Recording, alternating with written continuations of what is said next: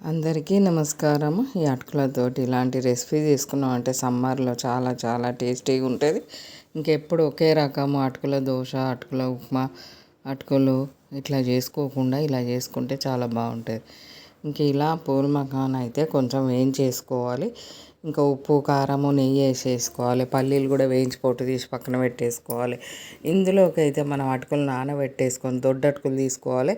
మనకు కీరా దోస, టమాటా, క్యారెట్, ఉల్లిపాయ, పచ్చిమిర్చి, కొత్తిమీర, ధనియా పొడి, కొంచెం చాట్ మసాలా, ఆమ్చూరు, మిరియాల పొడి, పెరుగు అయితే ఒక 1/2 లీటర్ పడితే అది 2 గుప్పిళ్ళ దొడ్డ అటుకులకు.